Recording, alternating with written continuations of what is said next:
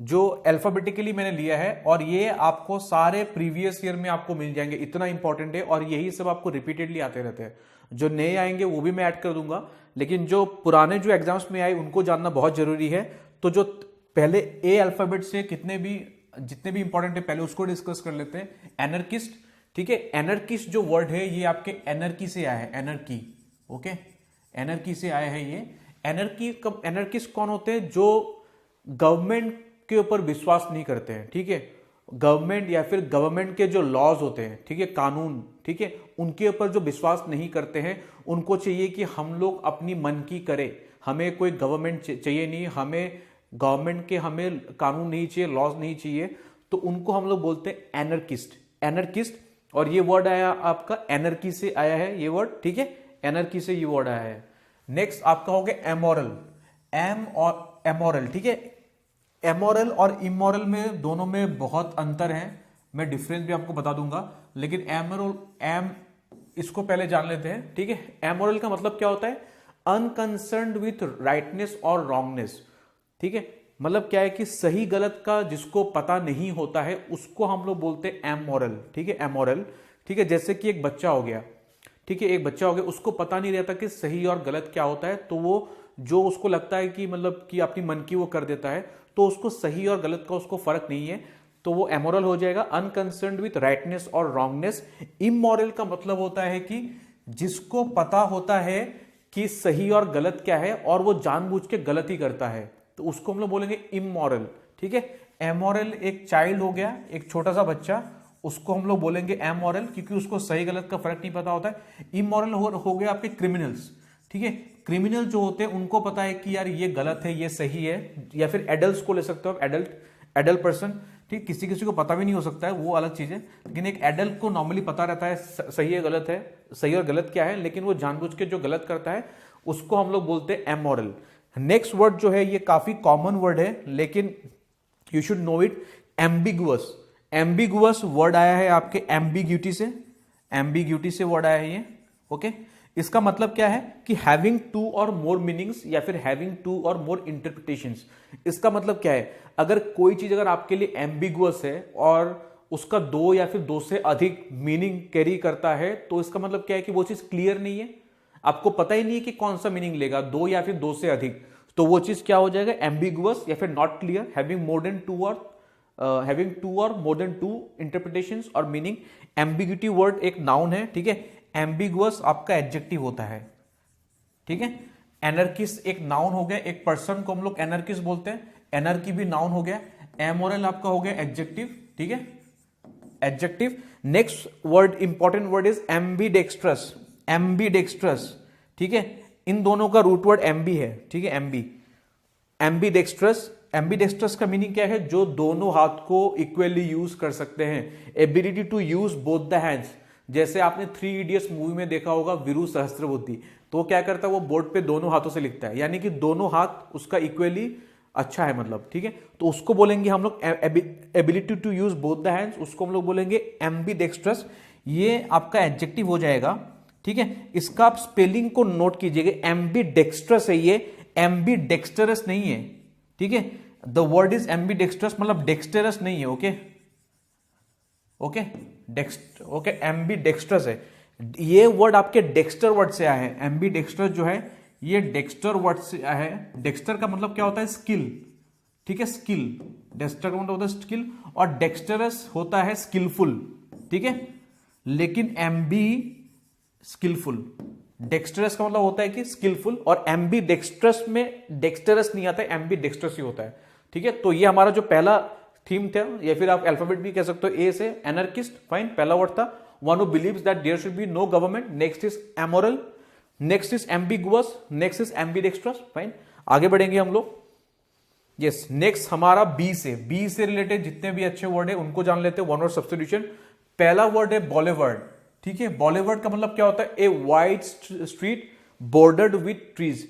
जैसे आपने अगर ऐसे आपने एक रास्ता देखा होगा ना, ऐसे, ठीक है, ऐसे रास्ता है, ठीक है, और यहाँ पे जो ट्रीज रहते हैं, आपके ट्रीज वगैरह जो रहते हैं, ओके, साइड वाइड में, तो और बड़ा स्ट्रीट है, उसको बोलेंगे हम लोग बॉलीवर्ड, ठीक है, बॉलीवर्ड। और एक गाना भी है, ठीक है, बॉलीवर्ड ऑफ ब्रोकन ड्रीम्स, फाइन, एक गाना भी है, ठीक है, ग्रीन डे एक बैंड है, उनका एक गाना है boulevard of broken dreams, a wide street bordered with trees, fine. Next है बोहेमियन इसका मीनिंग क्या है कि one who doesn't follow the usual way of life, यानी कि जो कन्वेंशनल वे ऑफ जो लाइफ है, कन्वेंशनल वे ऑफ लाइफ, ठीक है, उसको जो फॉलो नहीं करता है, कन्वेंशनल मतलब नॉर्मल वे ऑफ लाइफ को जो फॉलो नहीं करता है उसको हम लोग बोलेंगे बोहेमियन वे ऑफ लाइफ।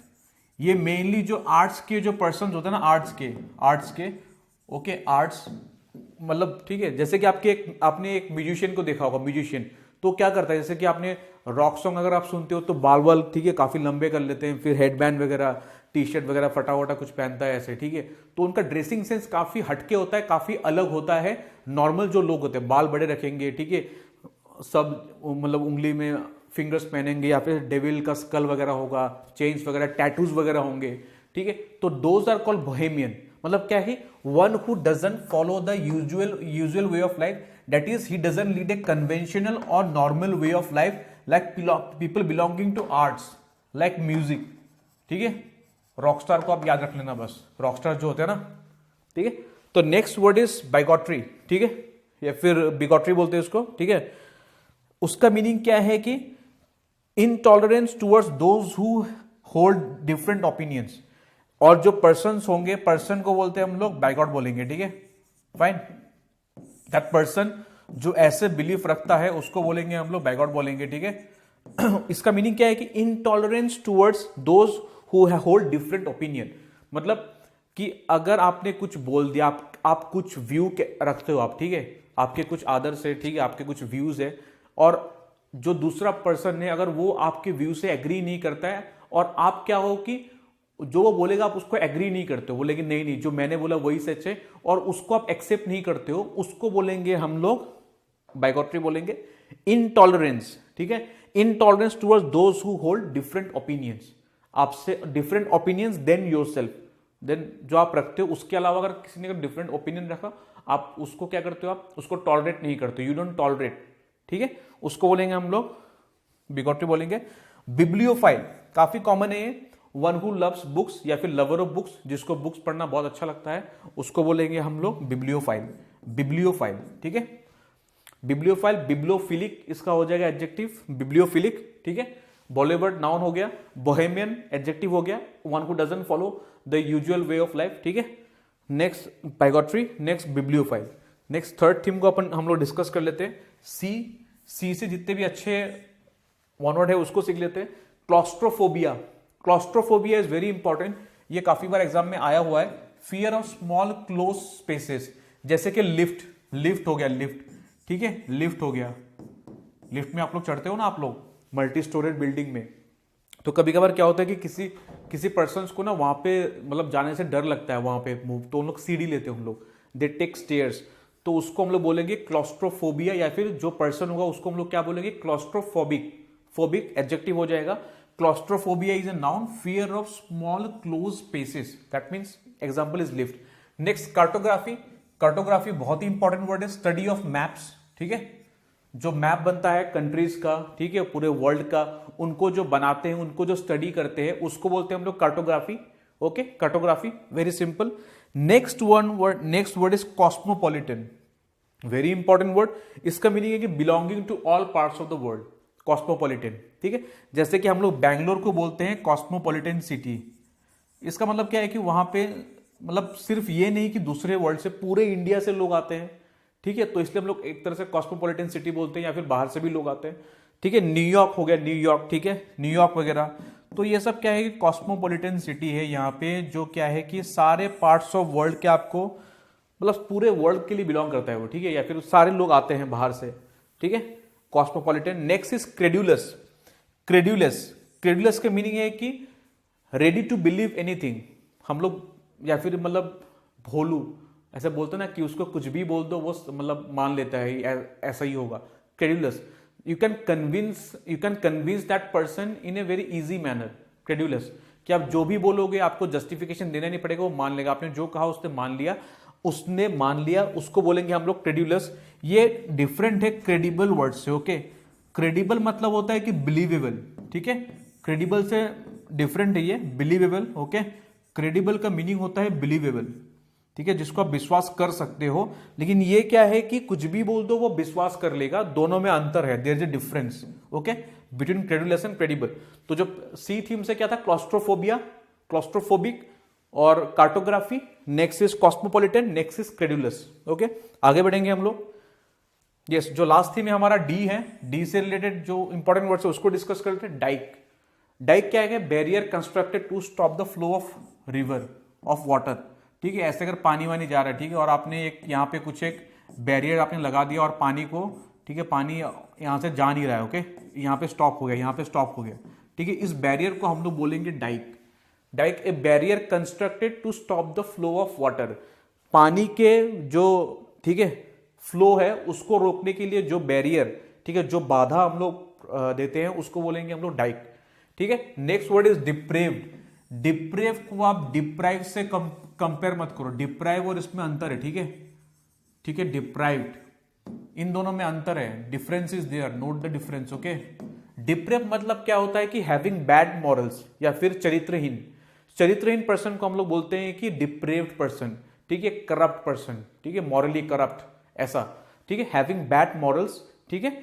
और डिप्राइव मतलब क्या होता है कि lack of something, you are deprived of so and so, ठीक है, आपसे वो छीना गया आपको या फिर प्रोवाइड नहीं किया गया है, तो उसको हम लोग बोलेंगे डिप्राइव्ड, ओके। और डिप्रेव्ड में बहुत अंतर है।